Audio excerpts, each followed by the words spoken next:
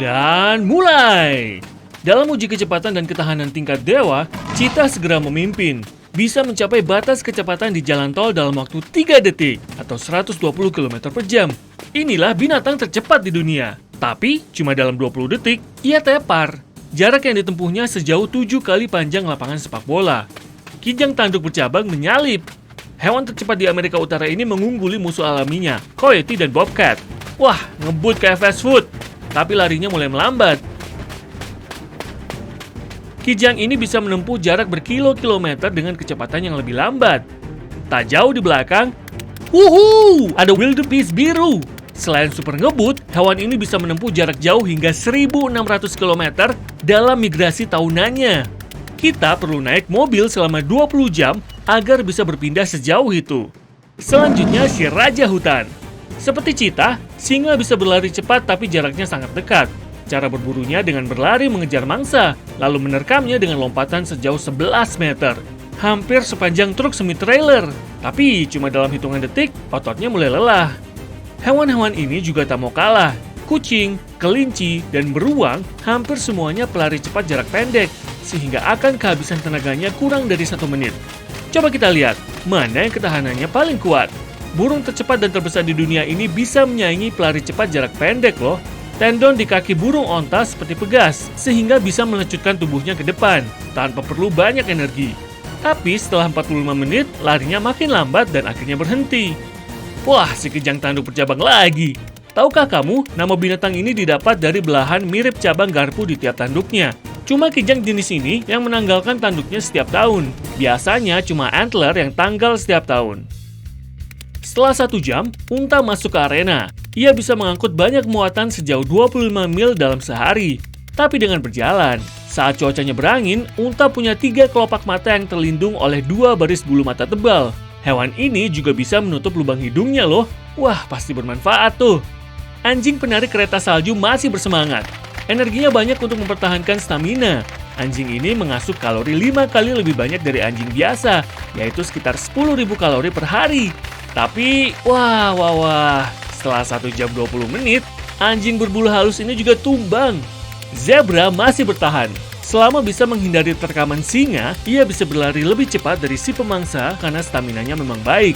Wah, jadi ini alasannya kenapa singa gagal memangsa zebra sampai 80%. Kerabat dekatnya, kuda, masih berlari pada kecepatan stabil 16 km per jam.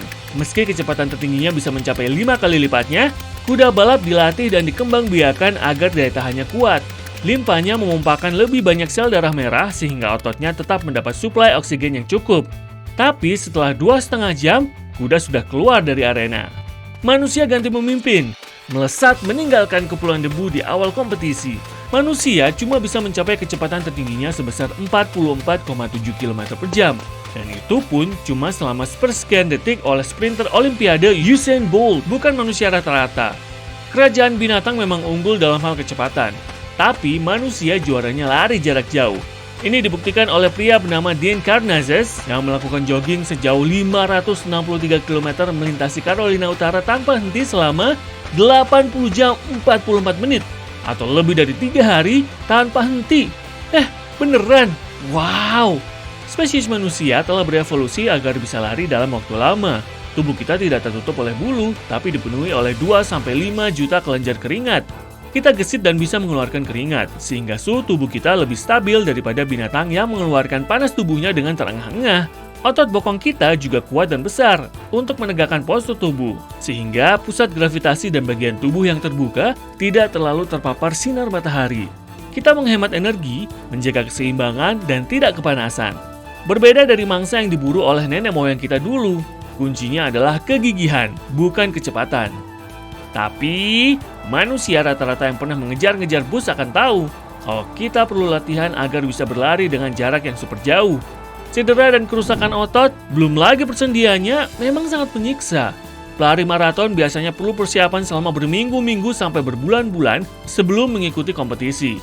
Kemudian istirahat setelah selesai. Para peserta telah melambatkan lajunya jadi seperti berjalan. Dan akhirnya kerajaan binatang terbukti punya ketahanan yang kuat. Lemming Arctic menghabiskan banyak waktu di siang hari untuk berlari-lari mencari makan. Hewan mungil seberat 85 gram ini menempuh jarak sejauh 16 km dalam sehari, atau setara dengan kita melintasi Grand Canyon sebanyak 40 kali dalam sehari. Beruang kutub biasanya menempuh jarak sejauh 32 km dalam sehari, tapi sebagian juga bisa mencapai 80 sampai ratusan kilometer. Hewan ini sebetulnya dianggap sebagai mamalia laut karena hidup dan bergantung pada laut untuk mendapatkan makanan.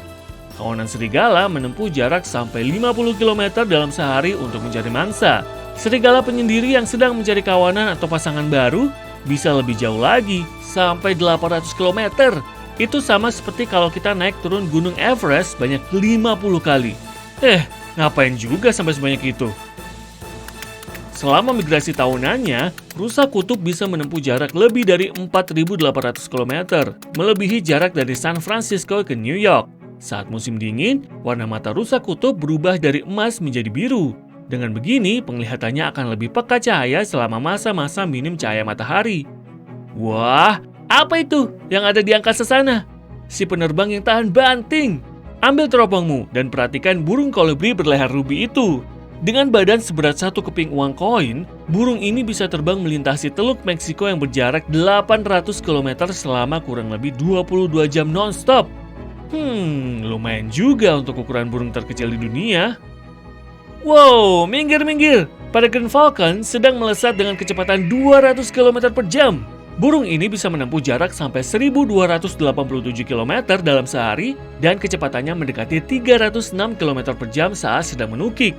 Peregrine merupakan penerbang tahan banting yang tercepat di antara semua burung, dan malah di antara semua hewan. Oh, ada bayangan besar yang melingkupi peregrine dari atas sana. Inilah burung terbang terbesar di dunia. Dengan bentang sayap sepanjang 3,5 meter, burung albatros kelana bisa menempuh jarak 16.000 km dalam sekali waktu. Wow, itu sih mendekati jarak keliling bumi. Burung ini menghabiskan sebagian besar masa hidupnya dengan terbang dan cuma mendarat saat musim kawin.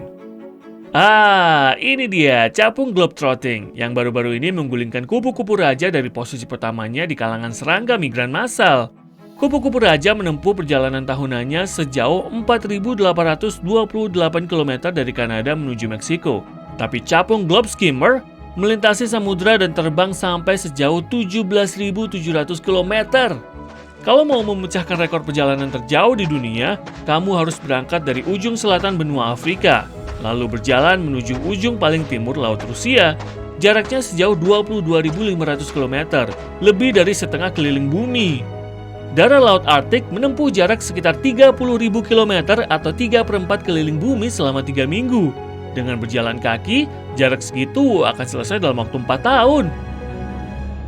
Tapi burung yang bisa terbang non-stop selama 200 hari berturut-turut ini belum ada tandingannya. Sebagian burung walet bisa mengudara selama 10 bulan dalam sekali terbang. Ya, setara dengan menempuh jarak bolak-balik dari bumi ke bulan seumur hidupnya. Seperti kebanyakan burung migran yang menghindari musim dingin, walet makan dan tidur sambil terbang. Dengan sinar X, kamu akan melihat burung ini menonaktifkan setengah otaknya untuk beristirahat, dan setengahnya lagi terjaga. Jangan kagum dulu, manusia juga bisa melakukannya kok. Karena itulah, saat berada di tempat baru, kamu tidak bisa tidur nyenyak. Setengah otakmu dalam keadaan terjaga, jadi tidak benar-benar tidur. Paus bungkuk berenang sejauh lebih dari 9.600 km setiap tahun selama bermigrasi. Ikan ini mengantongi rekor migrasi terjauh di kalangan binatang laut. Oke, fakta menarik nih. Ekor paus bungkuk punya ciri khas seperti sidik jari. Malah sudah ada katalog gambar dari semua ekor paus bungkuk yang sudah teridentifikasi.